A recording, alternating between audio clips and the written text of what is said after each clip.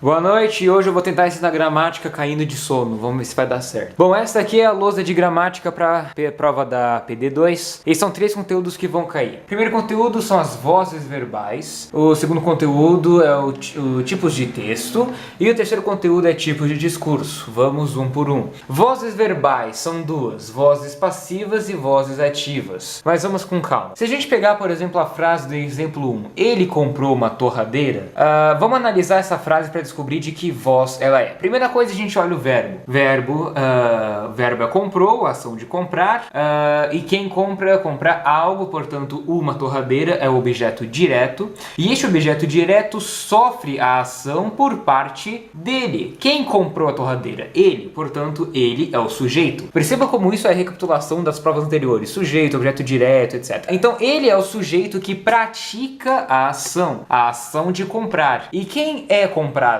A torradeira, uma torradeira, objeto direto que sofre a ação. Portanto, este sujeito, ele é o sujeito agente, é o sujeito que age na frase para realizar a ação. A ação de comprar, o verbo está na voz ativa. Esta frase é uma frase na voz ativa. Ele comprou uma torradeira. Agora temos o segundo exemplo. Uma torradeira foi comprada por ele.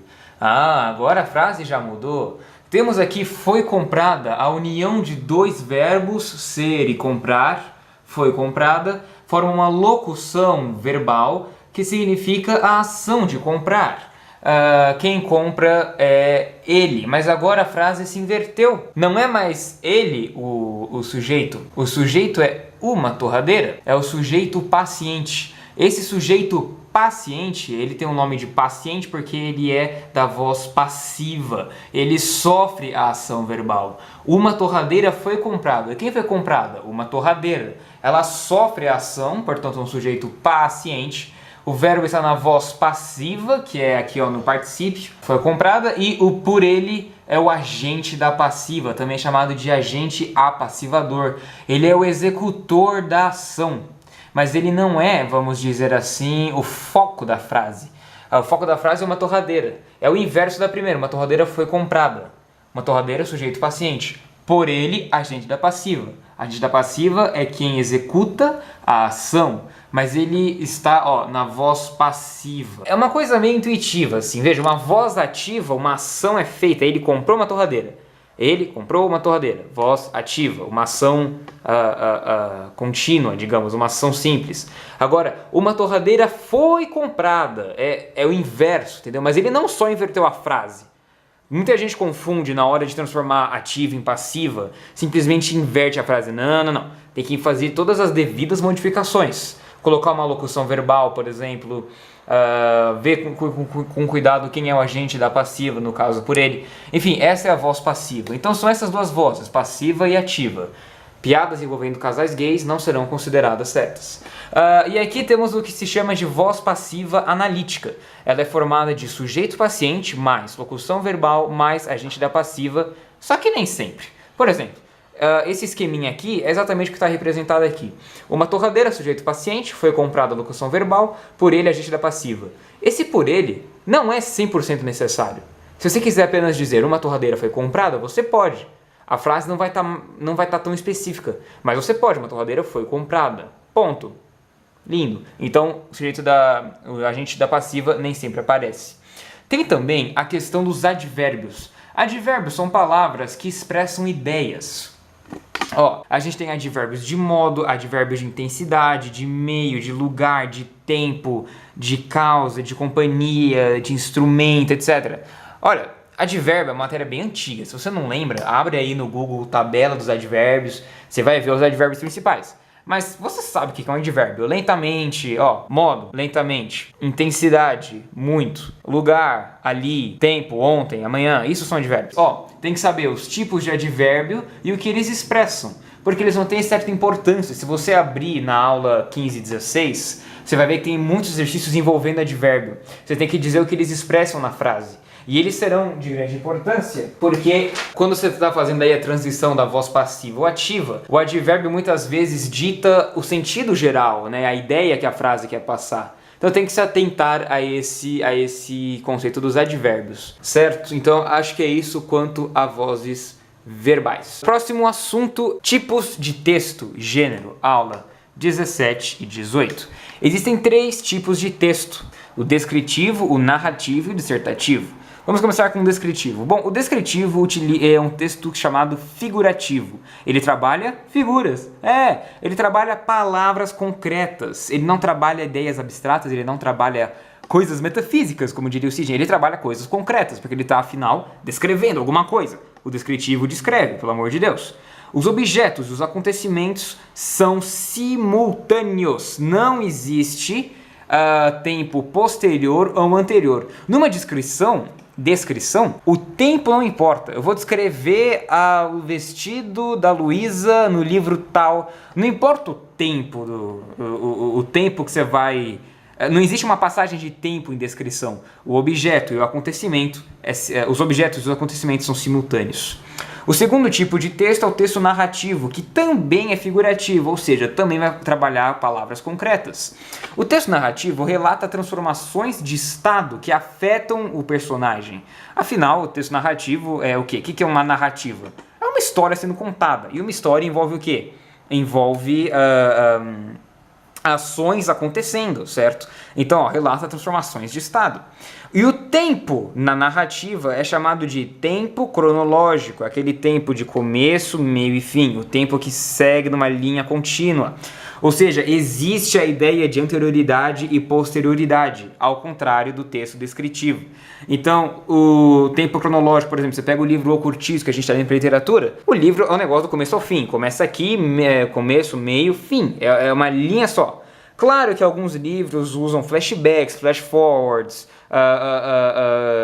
sequências de sonho, mas são recursos narrativos, né? O que você tem, em geral, exceto naquelas obras muito loucas, é um tempo cronológico, certo? Uma linha contínua de tempo. Por último, temos o texto dissertativo, que a gente já está cansado de saber, porque a gente escreve em redação. Porém, isso aqui não é redação, isso aqui é diferente. Redação vai trabalhar, né, como escrever um texto dissertativo. Aqui a gente está vendo como é que é a cara dele. Bom, um texto dissertativo é temático. Ao contrário do descritivo e do narrativo, que são figurativos, o texto dissertativo é temático. Trabalha com temas, é isso mesmo. Ele trabalha com conceitos abstratos.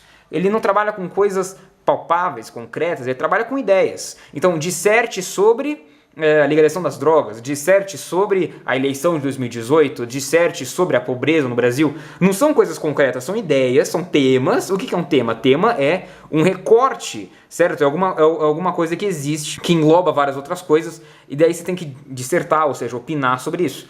Não confundir tema com assunto. Assunto é mais restritivo. Por exemplo, o prédio que caiu lá em São Paulo, tema, pessoas sem teto, sem moradia, né, e morando em lugares precários. Esse é o tema. Assunto, prédio em São Paulo pega fogo e desaba. O assunto, ele é a história em si, ele é restrito. O tema é geral. Beleza? Então, dissertativo é texto temático, trabalha com conceitos abstratos, e existe um encadeamento lógico dos enunciados. Olha, numa dissertação, quando você vai dissertar sobre, sei lá, violência policial, você não vai contar uma historinha, você não vai pegar o tempo cronológico da narrativa e nem muito menos você vai pegar o tempo simultâneo da descrição. Você vai pegar um encadeamento, ou melhor, desencadeamento lógico de acontecimentos. O texto dissertativo, ele é algo lógico, certo? Introdução, tese, argumento 1, 2, conclusão. É uma coisa lógica, uma coisa que você pode... A palavra tese vem de tecer, ou seja, tecer, costurar, literalmente, como se você estivesse costurando um pano. Se você pegar um texto dissertativo, todos os parágrafos têm que estar conectados, têm que estar costurados, por isso que se chama tese. Então, se você pegar, por exemplo, o parágrafo 1 e 4, eles têm que estar relacionados. O parágrafo 3 e 2 também. Então, é um encadeamento lógico, é um raciocínio que vai sendo desenvolvido, certo? Não confundir com o tempo... Não confundir com o tempo cronológico da narrativa. Aí são ações acontecendo, certo? Mas enfim, acho que isso é meio intuitivo, né? E falando em intuitividade, tipos de texto tem só que interpretar, tem que ler e interpretar. Não tem exercício... Tem exercício, mas tipo... vai de você, né, cara? Vai da sua facilidade. E o último assunto é tipos de discurso. E aí, não vou dizer que o bicho pega, porque isso é bem fácil, mas é muito fácil de se confundir. Então, o primeiro tipo de discurso é o discurso direto. Aqui eu escrevi um pequeno trechinho de uma historinha. O homem saiu do seu quarto e gritou: "Eu estou feliz pra caramba!" Isso é um discurso direto. Por quê? No discurso direto, a fala do personagem é reproduzida literalmente pelo narrador. Eu apaguei meu P aqui, que merda. Mas então aqui, ó, o narrador tá dizendo que o homem saiu do seu quarto e gritou. Aí entra a fala. Eu estou feliz pra caramba. Elementos que constituem o discurso direto. 2 pontos e travessão. E parágrafo, geralmente. Então, ó, travessão, 2 pontos, presente e primeira pessoa. O discurso direto está centrado no personagem, no eu, na primeira pessoa. Então, eu estou presente, eu estou feliz pra caramba. O tempo presente, eu falando, o personagem falando, discurso direto, travessão, 2 pontos, etc. Claro que o parágrafo nem sempre aparece, por exemplo, no Senhor dos Anéis. Toda vez que o Tolkien vai escrever uma frase, um diálogo, ele não dá parágrafo, ele continua